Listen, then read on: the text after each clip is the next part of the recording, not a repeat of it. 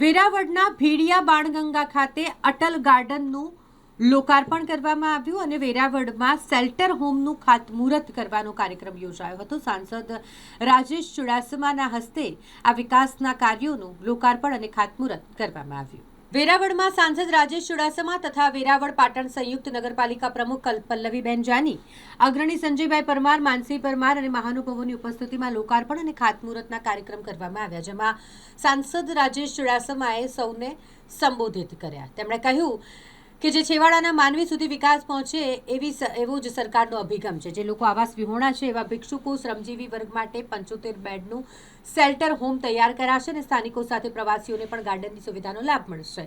આમ જણાવી સાંસદ રાજેશભાઈએ કેન્દ્ર અને રાજ્ય સરકારનો આભાર માન્યો। ઉલ્લેખનીય છે કે Deendayal Antyodaya Yojana, national urban livelihood મિશનના શેલ્ટર ફોર અર્બન હોમલેસ અંતર્ગતની ગ્રાન્ટ હેઠળ બોયઝ હોસ્ટેલની સામે હુડકો સોસાયટી ખાતે અંદાજિત 2.1 કરોડના ખર્ચે તૈયાર થનારા શેલ્ટર હોમમાં સ્ટોર રૂમ, રસોડું, ડાઇનિંગ હોલ, પુરુષ અને સ્ત્રીઓ માટે રૂમ અને hall, office, electric room, locker room, બાળકો માટેનો રૂમ સહિત 75 બેડની વ્યવસ્થા ઊભી કરવામાં આવશે।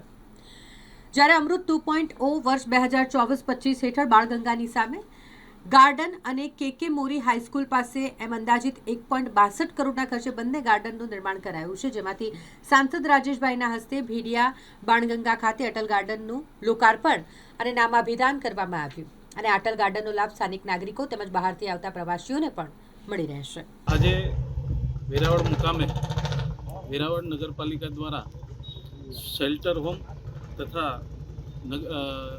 ભેડિયા ખાતે ગાર્ડનના લોકાર્પણ પ્રસંગે આજે ઉપસ્થિત થયા છે અને શેલ્ટર હોમના ખાતમુહૂર્ત પ્રસંગે આજે અહીંયા ઉપસ્થિત થયા છે।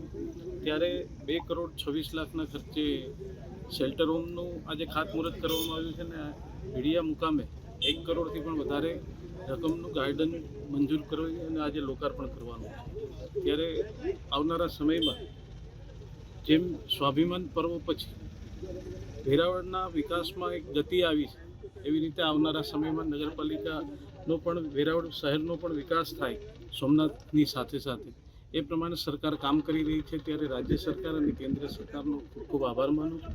સાથે સાથે આજે આ ખાતમુહૂર્તમાં અમારા બક્ષીપંચ મોરચાના અધ્યક્ષ માનસિંહભાઈ, અમારા નગરપાલિકાના પ્રમુખ પલ્લવીબેન અને જિલ્લાના પ્રમુખ અમારા પરમાર સાહેબ, એ બધા ઉપસ્થિત રહ્યા હતા। ત્યારે બધાનો ખૂબ ખૂબ આભાર માનું। સરકાર દ્વારા એ માટે કરવામાં આવ્યું છે કે ભિક્ષુકો હોય, ઝૂંપડપટ્ટીમાં રહેતા લોકો હોય, જેને પોતાનું આવાસ ના હોય ને પોતે પોતાની માંગીને જીવન ગુજારતા હોય એવા પરિવારોને 75 બેડનું સેન્ટર હોમ આજે અહીંયા ખાતમુહૂર્ત કરવામાં આવ્યું છે અને ત્યારબાદ એમાં NGOને આપી અને એમની જમવાની વ્યવસ્થા અને એમની રહેવા કરવાની વ્યવસ્થા આ શેલ્ટર હોમના માધ્યમથી થતી હોય, તે છેવાડાના માનવી સુધી સરકારનો આ અભિગમ છે એ ખૂબ સારો છે।